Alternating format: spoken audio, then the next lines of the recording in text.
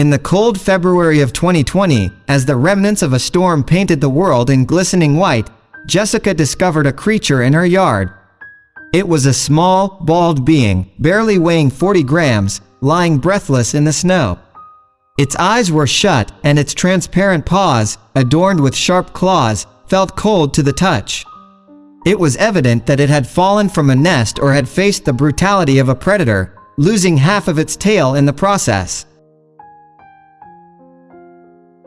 Despite the threat of freezing temperatures outside, Jessica, with a heart full of compassion, decided to save the tiny creature.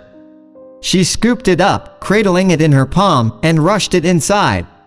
The girl warmed the creature and began feeding it through a dropper. Concerned for its survival, she reached out to the wildlife center, only to be met with the grim suggestion of putting the fragile creature to sleep.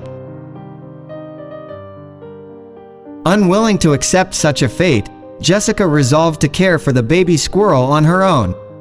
The first night was a battle against the odds, but both Jessica and the fragile creature emerged victorious.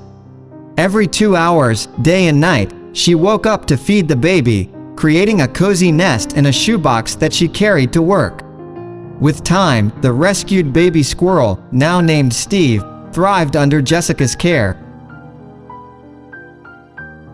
His eyes opened, his legs grew stronger, and a coat of fur began to emerge. Jessica gradually increased the feeding intervals, and soon, Steve started to eat on his own. He learned to climb, relished riding on Jessica's shoulder, and outgrew his initial home cage. To provide Steve with a more natural environment, Jessica built a spacious house in the backyard, complete with elements that squirrels adore.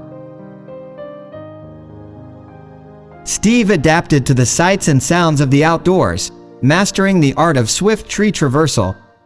However, one day, Steve disappeared, leaving Jessica in despair.